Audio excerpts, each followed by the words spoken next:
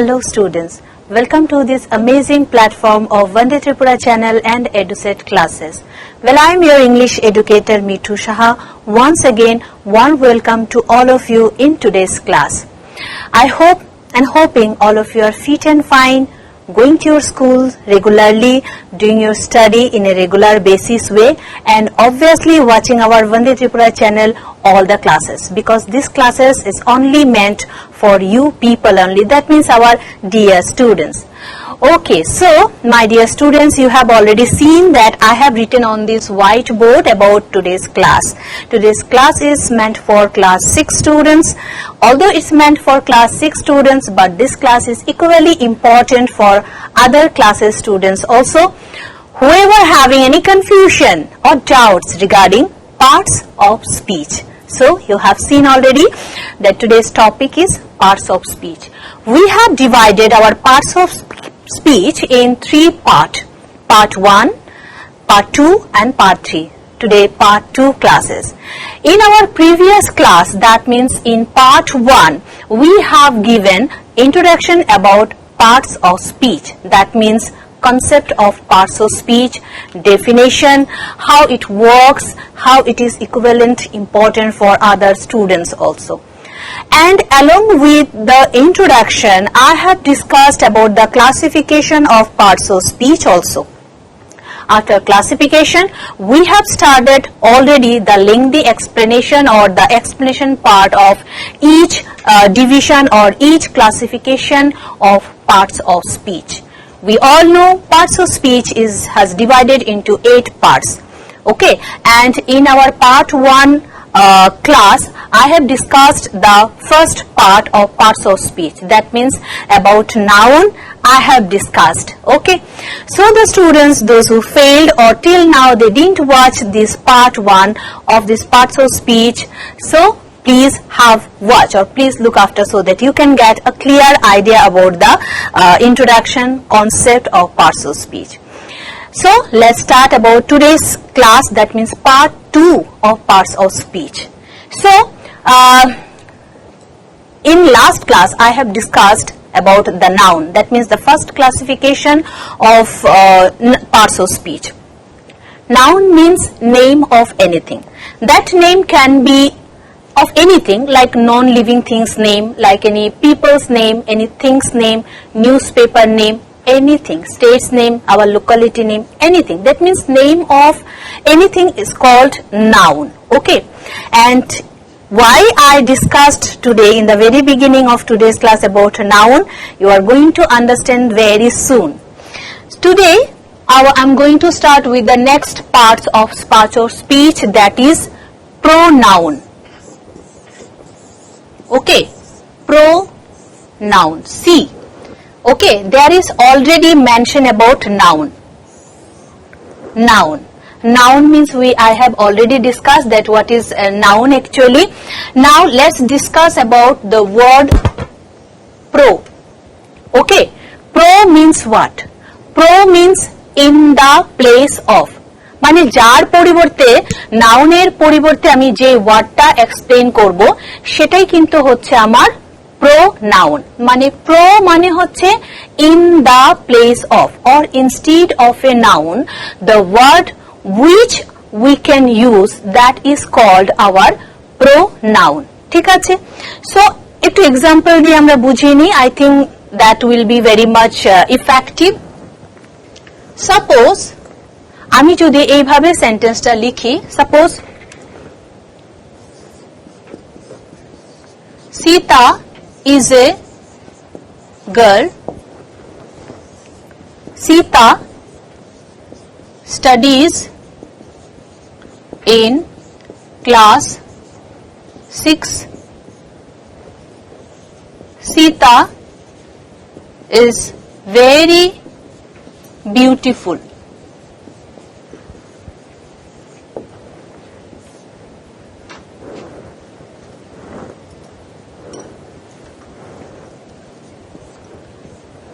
ওকে, চলো তো এখানে আমরা দেখছি যে সেন্টেন্সটা, দেখো ফার্স্ট সেন্টেন্সটাতে আমি লিখছি Sita is a girl. Okay, next সেন্টেন্সটাতে আমি দেখছি Sita studies in class 6. আবার বলছি কি Sita is very beautiful. ঠিক আছে, মানে ফার্স্ট সেন্টেন্সে দ্যাট মিন্স এই তিনটা সেন্টেন্সে I am giving idea or trying to give some information about Sita. তো সীতাকে, Sita is a girl, Sita একটা মেয়ে। Sita studies in class 6, Sita class 6 এ পড়ছে। তারপর আমি কি দেখাচ্ছি, Sita is very beautiful, Sita দেখতে খুব সুন্দর। তো দেখো বারবার আমি কি বলছি, সীতা সীতা সীতা আমি ইউজ করছি। সো ফার্স্ট সেন্টেন্সটাতে সীতা বলে সেকেন্ড সেন্টেন্সটাতে আমি সীতার জায়গায় আমি শি ইউজ করতে পারি, শি। দেন সেই যে একঘেয়েমি ব্যাপারটা I can remove. Okay, instead of using the name Sita Sita Sita again and again, I can use the word she. And this she word we have used in the place of name or noun Sita. মানে এই যে she ওয়ার্ডটা আমি যে সীতা সেই নামটার পরিবর্তে আমি ব্যবহার করেছি। So automatically this she is our pronoun. I hope you have understand. So after explanation or after this explaining part of pronoun, that means definition we have discussed, let's try to find out the classification or the kinds of pronoun. ঠিক আছে, আমরা প্রোনাউনের ক্লাসিফিকেশনটা এখানে দেখে নিচ্ছি। প্রথমে যে পার্টটা আমি দেখাচ্ছি, actually pronouns have been divided into 6 parts. Okay, 1 personal pronouns, then possessive pronouns, reflexive pronouns, demonstrative pronouns, indefinite pronouns, and last of all distributive pronouns. ঠিক আছে, তো এই যে 6টা ক্লাসিফিকেশন আমরা এখানে দেখতে পাচ্ছি about who, what, about pronoun. প্রোনাউনকে আমরা 6টা ভাগে ভাগ করতে পারি। So now with the help of some examples I'm trying to explain. I hope all of you will get a clear idea regarding that.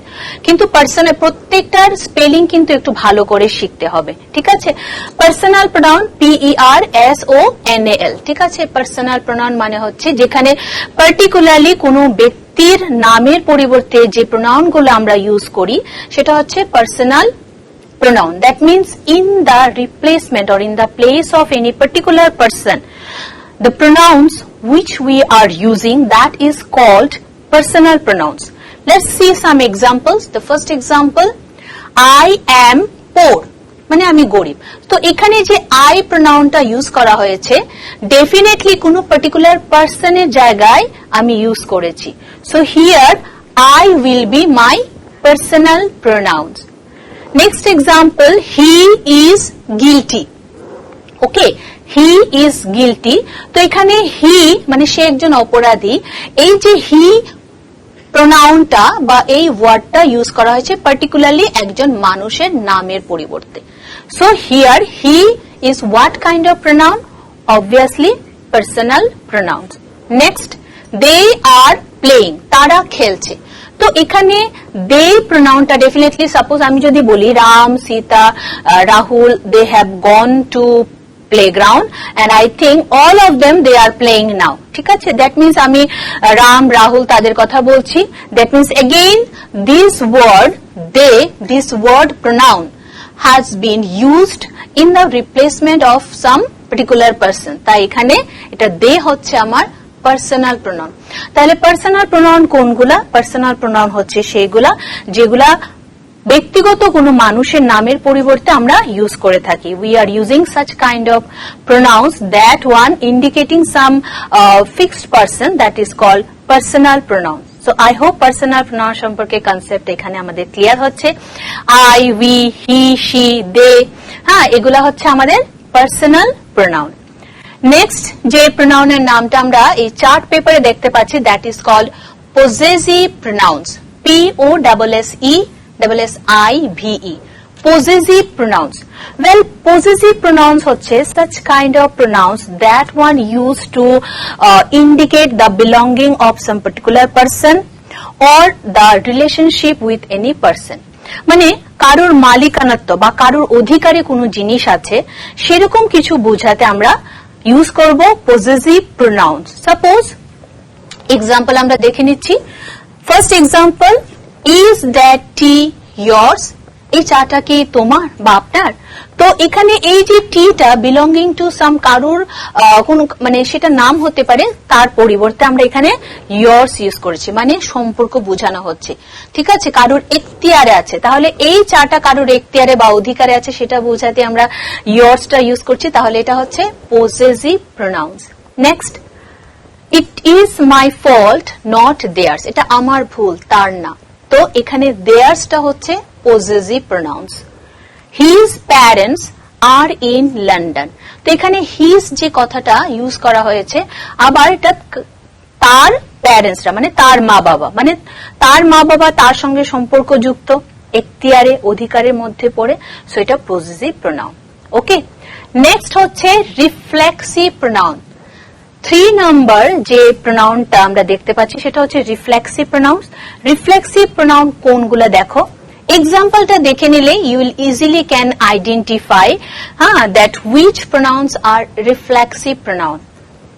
I do it myself, আমি নিজেই কাজটা করেছি, so here myself, this pronoun is called reflexive pronoun. Reflect করছে সে তার নিজেকে, আমি নিজেই এই কাজটা করেছি। The boys hid themselves, ছেলেরা নিজেদেরকে নিজেরাই লুকিয়ে রেখেছে। ঠিক আছে, again reflexive. She cooks her meal herself, সে নিজেই তার রান্নাটা বা খাবারটা তৈরি করেছে। তো রিফ্লেক্স কি করছে এখানে, সে নিজেকে রিফ্লেক্স করছে। So here myself, themself, herself, এগুলা হচ্ছে reflexive pronoun. Reflexive pronoun himself, themselves, ourself, ourselves, এগুলো কিন্তু পাশাপাশি রিফ্লেক্সিভ প্রোনাউনের examples. So next pronoun classification is demonstrative pronouns. Demonstrative pronouns are such pronouns that one we are using to indicate or to demonstrate something. কোনো জিনিস demonstrate করতে যে pronoun গুলো আমরা use করি, that type of or such type of particular pronouns are called in the name of demonstrative pronouns. Let's see the examples. This is my dog. এই ডগটা কার? আমার যে ডগটা, this বলে আমি demonstrate করছি। These are only excuses, এগুলা শুধুমাত্র excuses. So here these, THAC, this is what?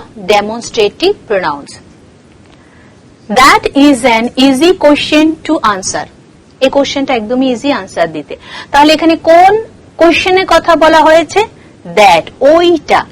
So using the word these, THAC, these and that, we are demonstrating something. So this kind of pronouns are called what? Demonstrative pronouns. Okay, let's come to the second last of classification of pronoun, that is called indefinite pronouns. Well, definite শব্দটার মানে হচ্ছে fixed, কোনো কিছু নির্দিষ্ট। আর যদি in যোগ করে দেই, তার সাথে add করে দেই, in মানে হচ্ছে not বা no, মানে not definite মানে কি not fixed বা নির্দিষ্ট না বা অনির্দিষ্ট, তাই তো? So such kind of pronouns that indicate anything, not in a fixed way, in an unfixed way, that type of pronouns are called indefinite pronouns. চলো দেখি examples. Anybody can do this job, যে কেউ এই কাজটা করতে পারে। কারা কারা এই কাজটা করতে পারবে? এনিবডি, যে কেউ। দ্যাট মিনস আমি নির্দিষ্ট করে বলিনি কিন্তু যে হয়তো ও বা সে বা রাম বা সীতা এই কাজটা করতে পারে, আমি অনির্দিষ্ট করে বলেছি যে যে কেউ এটা করতে পারে। That can be anyone, anybody. তাহলে এখানে এনিবডি হচ্ছে আমার indefinite pronoun. Someone has stolen my pen, কেউ আমার কলমটা চুরি করে নিয়েছে। সো হয়তো এখানে অনেকজনই আছে, কিন্তু আমি নির্দিষ্ট করে কেউ কাউকে ইন্ডিকেট করছি না যে ও হয়তো আমার প্যান্টটা চুরি করে নিয়েছে বা ও, আমি বলছি সামওয়ান, হয়তো কেউ বা। ঠিক আছে, তাহলে এখানে সামওয়ানটা আমার ইনডেফিনিট প্রোনাউন।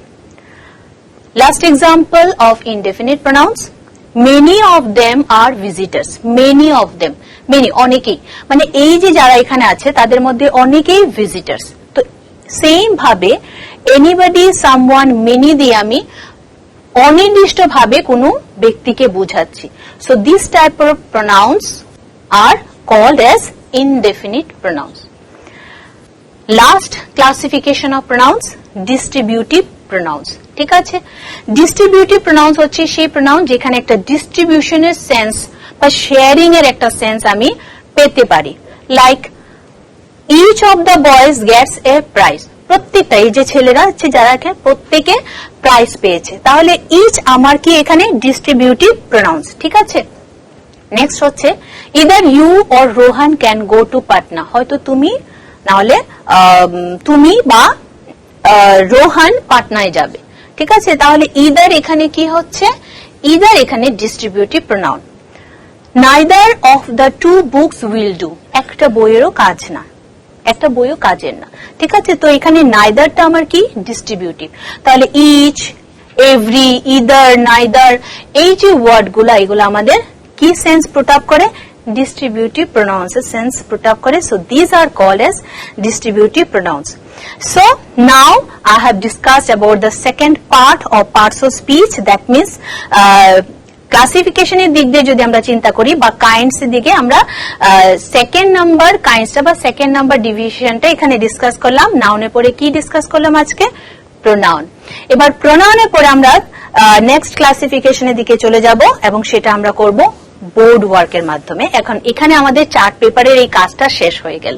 ঠিক আছে, তো এখানে আমাদের প্রোনাউনের যে ক্লাসিফিকেশন বা তার যে এক্সপ্লেনেশন সেটা আমরা সেরে নিলাম।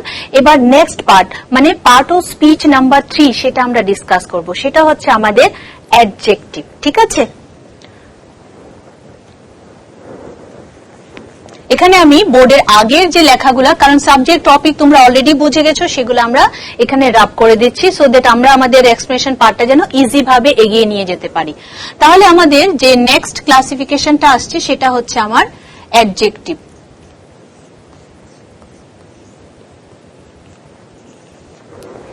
ঠিক আছে, আমরা অ্যাডজেক্টিভ ইউজ করছি। তাহলে অ্যাডজেক্টিভ মানে কি হচ্ছে, দেখো আমি এখানে একটা ছোট্ট একটা ফর্মুলায় অ্যাড করছি।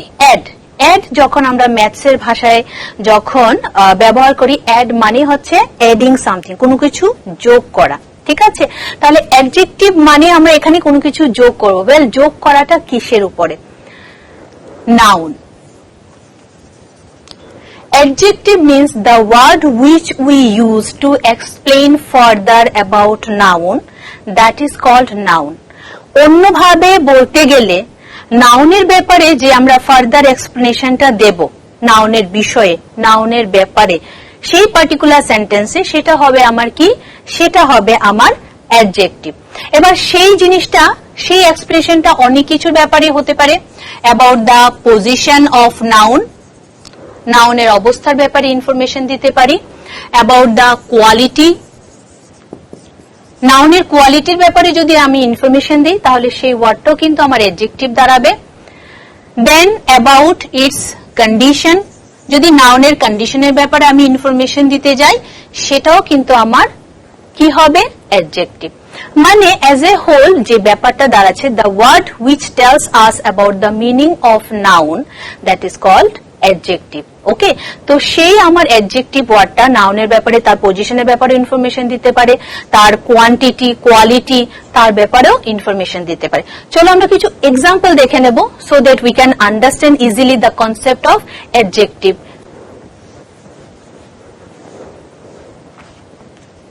তো চলো ফার্স্ট যে এক্সাম্পলটা আমরা এখানে দেখাতে যাচ্ছি, রিনা ইজ এ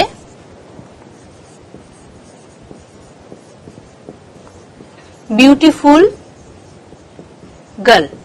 রিনা কি, একজন বিউটিফুল গার্ল। তো দেখো রিনা, আমরা কিন্তু অলরেডি একটা সেন্টেন্স ক্লাসিফাই করে নিতে পারছি। এই যে স্পিচ, স্পিচ মানে সেন্টেন্স মানে তো স্পিচ, কারোর না কারোর স্পিচ, কারোর না কারোর বলা একটা স্টেটমেন্ট, সেটার মধ্যে কিন্তু অলরেডি আমরা ক্লাসিফিকেশন করে নিচ্ছি। কারণ পার্ট 1 ক্লাসে আমরা কিন্তু অলরেডি নাউনের ব্যাপারে ইনফরমেশন দিয়েছি। তো কোনো কিছুর নাম, তো এখানে একটা মেয়ের নাম দেখতে পাচ্ছি রিনা, তো রিনা অবভিয়াসলি আমার নাউন।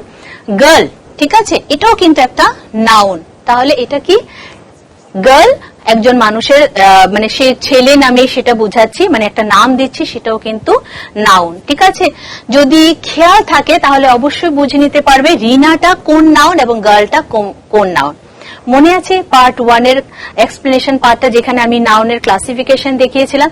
যদি ভুলে যাও বা যদি যারা দেখে না অবশ্যই পার্ট 1টা দেখে নেবে। তাহলে যাই হোক, এখানে আমি নাউনের ক্লাসিফিকেশনের ব্যাপারে বলছি না, অলরেডি পার্ট 1 এ ডিসকাস করেছি। তো শুধু এতটুকুই বলে রাখলাম, রিনাটাও গার্ল, গার্ল ওয়ার্ডটাও নাউন, কিন্তু দুইটা আলাদা আলাদা ধরনের নাউন। আচ্ছা যাই হোক, এখানে যে আমি বলছি beautiful, what kind of girl? Rina. Rina কেমন ধরনের মেয়ে? Beautiful girl. তাহলে এই যে বিউটিফুল ওয়ার্ডটা, this word is giving information about the word noun, that means this is our adjective. Clear? Give me some sugar. Okay, give me some sugar, আমাকে কিছুটা চিনি দাও। ঠিক আছে, তো সুগার এটা একটা জিনিসের নাম। ঠিক আছে, তো sugar is my noun. What kind of noun? আশা করি বুঝে গেছো। যাই হোক, তো সুগার আমি কতটুকু দেব? সুগার আমি কতটুকু দেব? সাম সুগার, অল্প পরিমাণ। এখানে পরিমাণ বোঝাচ্ছে, কতটুকু পরিমাণ? অল্প পরিমাণ। So here some is my adjective. Okay, so I hope অ্যাডজেক্টিভটা অনেকটাই ক্লিয়ার হয়ে গেছে। লাস্ট একটা এক্সাম্পল দিয়ে দেই এখানে adjective related. He is young.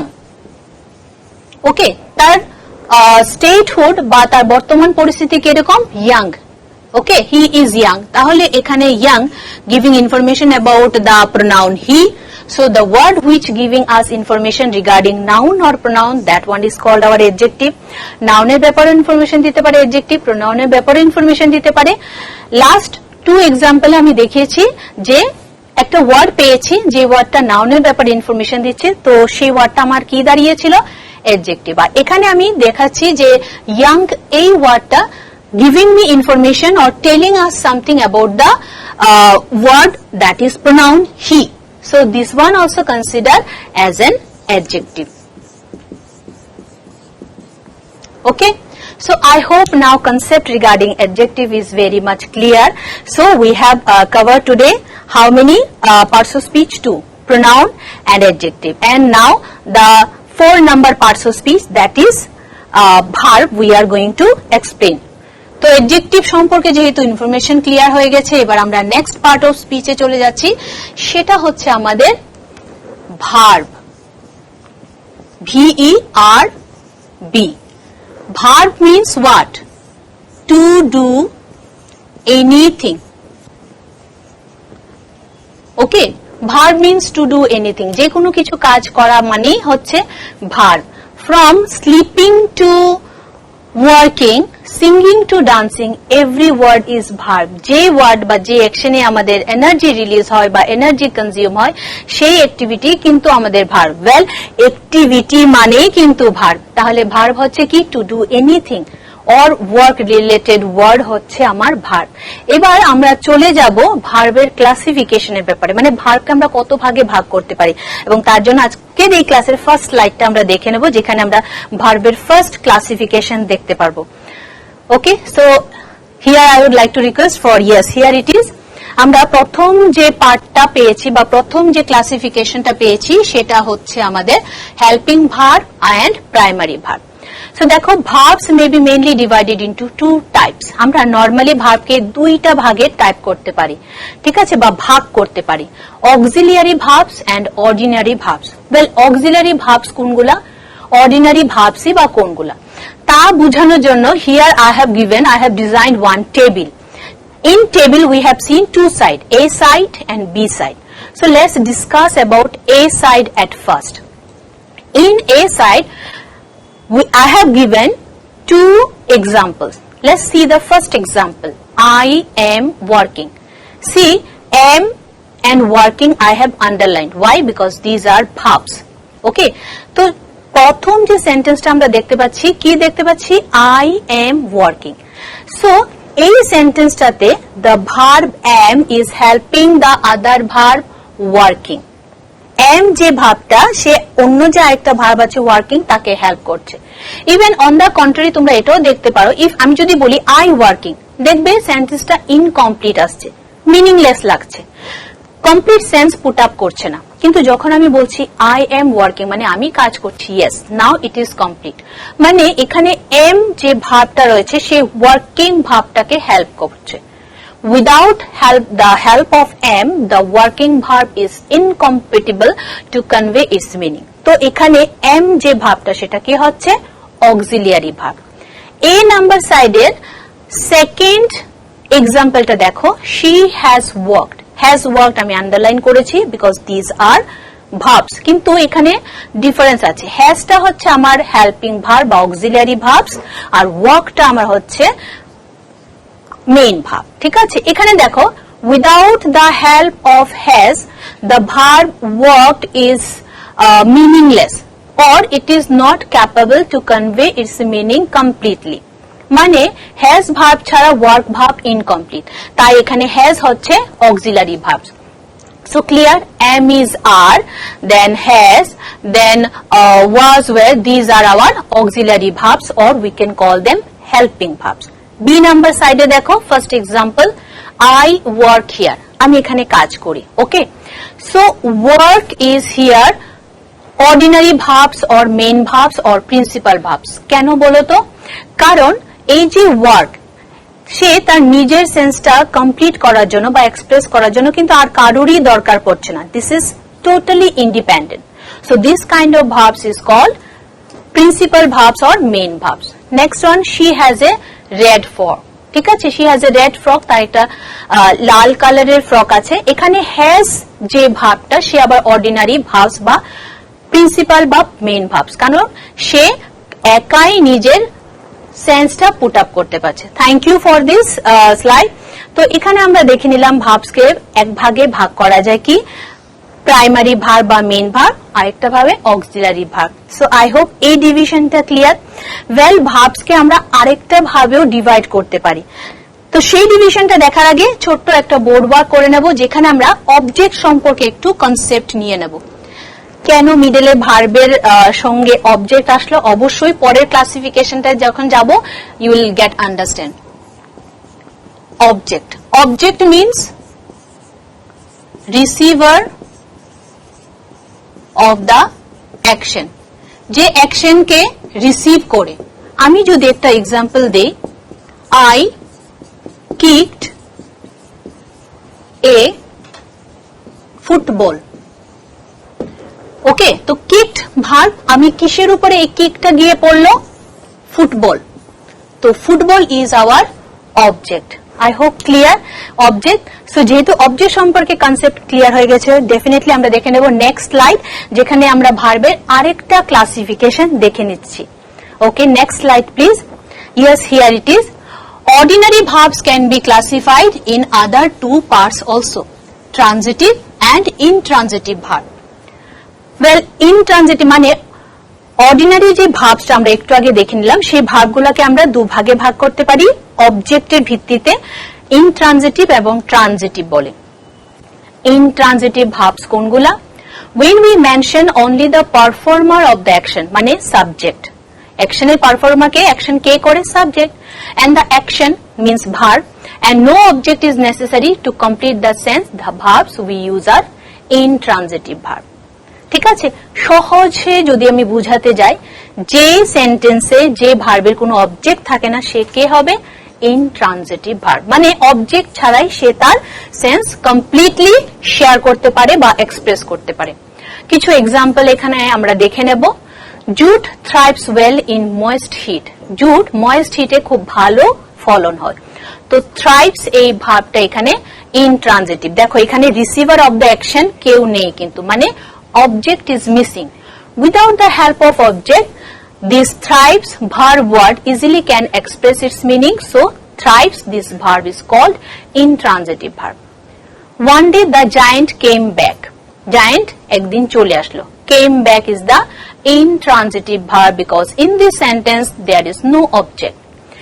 Next one, an awful accident happened. খুব বাজে একটা অ্যাক্সিডেন্ট হয়েছিল, ভয়ানক একটা অ্যাক্সিডেন্ট হয়েছে। Here verb word is happened because in, and what kind of verb it is? Intransitive. Why intransitive? Because there is no receiver of the action of this concerning sentence, মানে কোনো ধরনের object এখানে নেই, তাই এই ভাবটা কি? এই ভাবটা হচ্ছে আমাদের intransitive verb. Thank you. তাহলে এই যে স্লাইডটা দেখানো হলো, তাহলে আশা করছি তোমাদের intransitive verb সম্পর্কে কনসেপ্ট ক্লিয়ার হয়ে গেছে। অবজেক্ট মানে হচ্ছে রিসিভার অফ দ্য অ্যাকশন, যে অ্যাকশনটাকে রিসিভ করবে। তো এই যে সেন্টেন্সগুলো আমরা দেখেছি, এই সেন্টেন্সের মধ্যে অবজেক্ট মিসিং ছিল। Without the help of object, the verb nicely express its meaning. So this kind of verbs can be called as an intransitive verb. Next আমরা দেখে নেব transitive verb. Well, transitive verb হচ্ছে সেই verb যেখানে object is present. That means the verb word is expressing its sense or its meaning with the help of an object word. মানে এখানে যে ভাবটা সে অবজেক্টের দ্বারা বা একটা অবজেক্টের হেল্পে তার এক্সপ্রেশন বা তার মিনিংসটা সে এক্সপ্রেস করছে, তাই এই ধরনের ভাবকে আমরা বলে নিচ্ছি ট্রানজিটিভ ভার্ব। চলো স্লাইড দেখে নিই এবং কিছু এক্সাম্পলস আমরা দেখে নেব। Transitive verb, yes, here it is. Transitive verbs are those which need an object or two to complete their meanings. ঠিক আছে, ট্রানজিটিভ ভার্ব হচ্ছে সেই ধরনের ভার্ব যেগুলো অবজেক্টের প্রেজেন্সে তাদের মিনিংসটা এক্সপ্রেস করে। চলো কিছু এক্সাম্পল পাশাপাশি দেখে নিচ্ছি। হি হ্যাজ বট এ বাইসাইকেল। সে একটা বাইসাইকেল কিনলো। তাহলে কেনাটা যে অ্যাকশনটা রিসিভ কে করলো? বাইসাইকেল। আমি কি কিনলাম? বাইসাইকেল। কি আমরা বাংলাতে একটা কে বা কি যদি আমরা ভার্বকে জিজ্ঞেস করি, তাহলে যে উত্তরটা পাওয়া যাবে সেটাই কিন্তু অবজেক্ট। ঠিক আছে, তাহলে এই হু আর হুইচ বা হুম, ঠিক আছে, এই তিনটা ওয়ার্ড দিয়ে যদি if we frame a question and if we ask the verb, the answer is object. Answer পেয়ে গেলে অবজেক্ট, আনসার যদি না পাই দ্যাট মিনস আমরা ধরে নেব সেই সেন্টেন্সে অবজেক্ট নেই। তো হি হ্যাজ বট এ বাইসাইকেল, আমি যদি জিজ্ঞেস করি what he has bought, definitely answer is যাব, সেটা হচ্ছে বাইসাইকেল। তো অটোমেটিক্যালি বাইসাইকেল আমার এখানে অবজেক্ট। আর যেহেতু এখানে অবজেক্ট আছে, তাই বট এই যে ভার্বটা কি ধরনের ভার্ব হবে? Transitive verb. The porter asked Michael Faraday to wait. Porter Michael Faraday K wait করার জন্য জিজ্ঞেস করলো। So what I asked Michael Faraday to wait. তাহলে এখানে asked হচ্ছে আমার ট্রানজিটিভ ভার্ব, কারণ এখানে আমার অবজেক্ট রয়েছে। The old man lifted his head slowly. Lifted verb. চলো lifted কে জিজ্ঞেস করি। Okay, what he lifted? His head. That means object is there. That means lifted is an what kind of verb? Yes, obviously transitive verb. Thank you. তো এখানে আমরা দেখে নিলাম ভার্বের আরেকটা ক্লাসিফিকেশন, ট্রানজিটিভ আর ইনট্রানজিটিভ। কয় ধরনের ক্লাসিফিকেশন টোটালি আমরা দেখলাম ভার্বের? এখানে দু রকমের। ফার্স্ট ক্লাসিফিকেশনে দেখলাম verb can be divided into two, like auxiliary verbs and main verbs. Next ক্লাসিফিকেশনে দেখলাম verbs can also be divided as an intransitive and transitive verb. আরেকটা ক্লাসিফিকেশনে দেখবো যেখানে verb can be divided as an regular বা irregular verbs. Verb অনেক ভাবে আমরা ডিভাইড করতে পারি। ঠিক আছে, তো রেগুলার ইররেগুলার ভার্বের বোঝানোর আগে তোমরা অবশ্যই এই প্যাটার্নটা একটু খেয়াল করেছো। আমি এখানে বোর্ডে একটু কাজ করছি। Sing, sang, sung, do, did, done. Yes, definitely এই ফর্মটা তোমরা অবশ্যই দেখেছো। তো এই ফর্মটার নাম কি হচ্ছে? Present form. ঠিক আছে, এগুলো হচ্ছে ভার্বের ফর্ম। ঠিক আছে, ভার্বের রূপ। Present form, this is what? Past form, and this one past participle.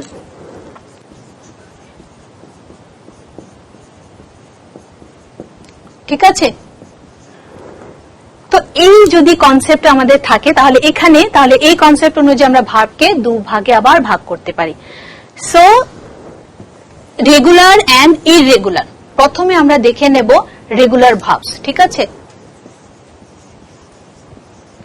Regular verbs. Regular verbs কোনগুলা? অনেক সময় ভার্ব ফর্মে আমরা দেখে নিতে পারি যে কিছু কিছু ভার্ব আছে যারা নিজেদের সাথে ডি বা ইডি অ্যাড করে নিজেদের ফর্মটা চেঞ্জ করে নেয়। যেরকম দেখো ওয়ার্ক। ঠিক আছে, ওয়ার্ক এই ভাবটা সে যখন পাস্ট ফর্মে যাবে নিজের সাথে কি অ্যাড করবে? ED, worked. ঠিক আছে,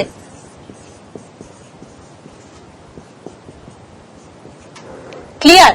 তাহলে সে দেখো শুধুমাত্র ইডি অ্যাড করে নিজের ফর্ম চেঞ্জ করে ফেলেছে। ঠিক আছে, আরেকটা এক্সাম্পল দেখাই। রিসিভ, রিসিভড, এখানে কি অ্যাড করেছে? শুধুমাত্র ডি।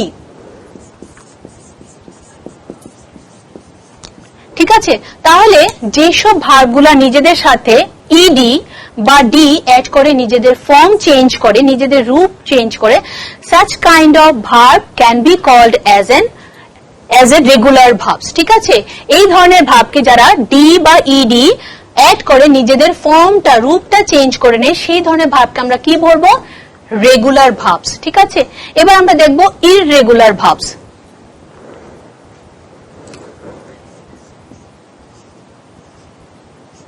ইররেগুলার ভার্বস আমরা দেখে নেব, একটু ক্লিয়ার করে লিখে নিচ্ছি।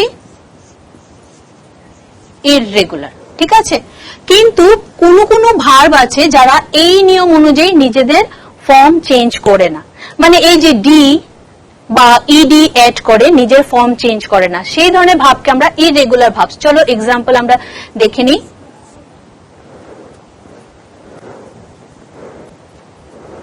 sing, S-I-N-G, sing, past form में S-A-N-G, sang, past participle form में sung, sing, sang, sung।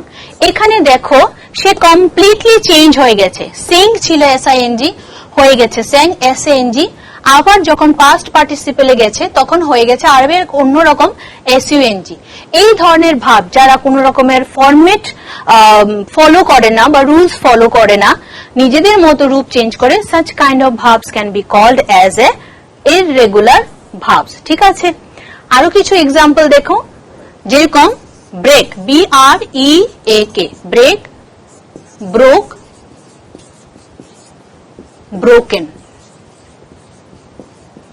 ঠিক আছে, এখানেও আমরা কি দেখতে পাচ্ছি? এখানেও আমরা দেখলাম যে প্রথম যে ভার্ব ওয়ার্ডটা ছিল তার কি ছিল? BREAK, break. সে যখন প্রেজেন্ট ফর্ম থেকে পাস্ট ফর্মে গেল কি হলো? Broke, BROKE, broke. এবার পাস্ট ফর্ম থেকে পাস্ট পার্টিসিপল ফর্মে গিয়ে সে কি চেঞ্জ করলো? একদম টোটালি আবার অন্যরকম হয়ে গেছে, কোনো সেট ফর্মুলা সে ইউজ করেনি, ব্রোকেন, BROKEN। সো এই ধরনের ভার্বগুলোকে আমরা বলছি irregular verbs. So I hope clear তোমাদের রেগুলার আর ইররেগুলার। আবারও বলছি, রেগুলার ভার্বস কোনগুলা?